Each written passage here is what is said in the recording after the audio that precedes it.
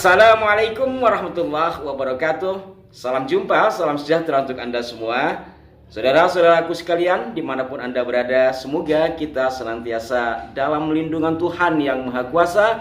Dan saya mengucapkan terima kasih yang tak terhingga atas respon Anda terhadap konten-konten kami di Arah 9 Channel. Sahabat-sahabatku sekalian, pada edisi kali ini saya akan memutarkan satu video kiriman dari salah seorang putra kiai di Jawa Tengah, di mana isi video ini nanti saya akan elaborasi dengan lembaran sejarah yang dibuat pada masanya. Kita simak videonya. Cintailah itu para zuriyahnya Rasulullah SAW. Jangan antum hina, jangan antum sakit insya Allah. Karena tanpa njit, tanpa kakek kita baginda Nabi Muhammad SAW, tidak bakal ada bumi ini, nggak bakal adanya Islam, nggak bakal adanya yang lain-lain, nggak bakal adanya mall, nggak bakal. Betul. Karena apa? Ya, karena apa nih? Nabi Muhammad SAW, tentu dia menitipkan warisan itu Said atau habaib. Betul. Jadi bukan nitipin mobil, bukan nitipin emas, bukan. Itu para Bukan habaib. harta, ya intinya bukan harta. Para habaib, kenapa? Itu habaib pemimpin. Itu habib pemimpin, jangan tuh melanggar perintahnya. Itu habaib yang bakal mimpin ente, itu habaib yang bakal insyaallah ngedidik antum. Karena darah Nabi ngalir di tubuh para habaib. Nih ya, untuk seorang habaib, mau untuk habaib nggak punya ilmu, mau untuk habaib nggak punya akhlak, mau untuk habaib yang berilmu tetap habib. Betul.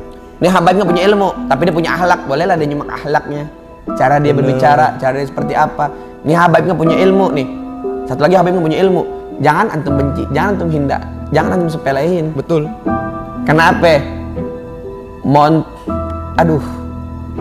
Satu seorang habaib, ya satu orang habaib yang nggak punya akhlak, itu nggak punya ilmu, di bawah telapak kaki 70 ustadz dan kiai-kiai yang soleh-solehah. Bagaimana saudara-saudaraku sekalian setelah Anda menyaksikan? Sebenarnya video itu ada kesamaan dari beberapa video yang lain. Kalau yang tadi hanya menyampaikan begitu saja, di video yang lain malah lengkap dengan dalilnya.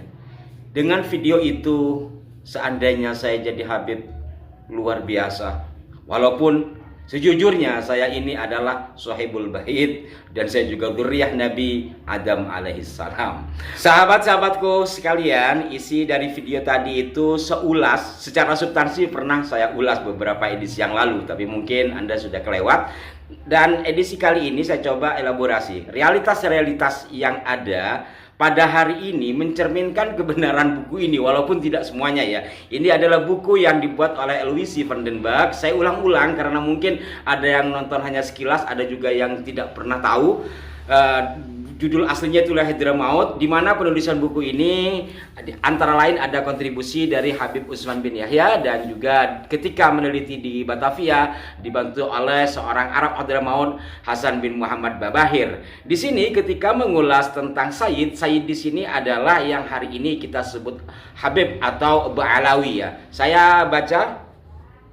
Sayyid dari Hadramaut menganggap bahwa kebangsawanan mereka lebih nyata daripada kebangsawanan keturunan putri Nabi yang lain. Menurut mereka, bahkan garis keturunan syarif dari Mekah sangat diragukan lagi. Analisa mengenai hal itu akan terlalu jauh menyimpang dari tujuan karya ini dan tidak mungkin dilakukan. Meskipun demikian, jelas bahwa di Nusantara orang dapat memberikan contoh syarif atau sayyid yang datang dari tempat lain yang telah sia-sia meminang putri seorang sayyid yang berasal dari Hadramaut, yang kemarin atau hari ini sedang rame tentang kafaah ya. Mungkin di situ bahwa seorang non sayyid menikah dengan putri sayyid itu katanya tidak kufu gitu, kemudian dihukumi haram dan sebagainya. Baik, saya lanjutkan. Dan yang lebih menyakitkan lagi, tidak berhasil mendapatkan putri yang berdarah campuran Sayyid Hadramaut. Jadi anggapan itu memang ada meskipun tak dapat dijadikan fakta sejarah. Artinya sebagian menganut hal yang seperti itu, sebagian tidak. Ini juga terjadi pada salah seorang sahabat saya, putra seorang habib, ibunya seorang dari Sumatera, tetapi dia menikah dengan laki-laki non Habib lah ya, non Ba'alawi.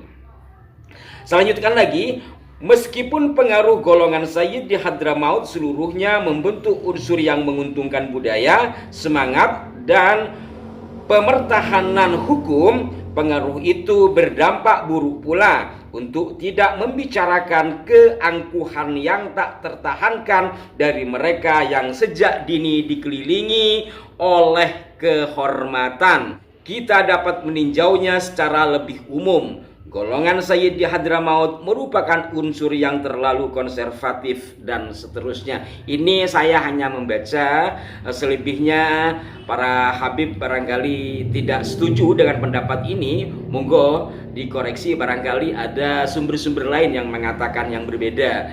Ini tujuan saya hanya mengelaborasi dari isi video tadi, bahwa umumlah kita ketahui, bukan hanya video tadi yang saya katakan, ada beberapa video termasuk yang belakangan ini kan, ketika ada diskursus nasab, awalnya memang ada bantahan-bantahan yang berupa tulisan, tapi belakangan kan melebar, bukan kepada tulisan mahkan makian. Ini barangkali ada kesamaan untuk tidak mengatakan keangkuhan yang disampaikan oleh Vandenberg, sahabat dari Habib Usman sendiri.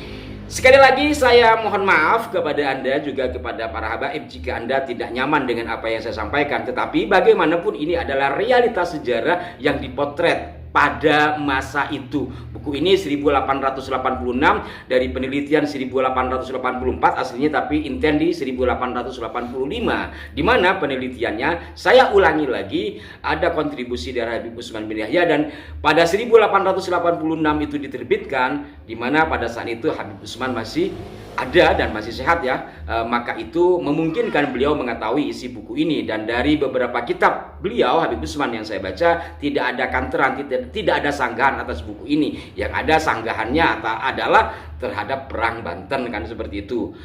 Hal lain, saudara-saudaraku sekalian, atas nama Aras 9, kami memohon kepada Anda di dalam memberikan komentar agar lebih baiklah, lebih sportif. Jangan terlalu berlebihan, karena bagaimanapun yang hari ini mungkin dalam tanda petik kita kritisi, mereka sudah menjadi satu kesatuan dari rangkum bangsa yang besar ini. Saya harapkan kedepannya akan menjadi satu kebaikan.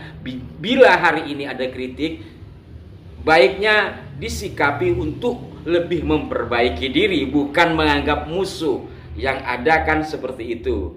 Sekali lagi mohon maaf jika ada kekeliruan. Sampai jumpa. Wassalamualaikum warahmatullahi wabarakatuh.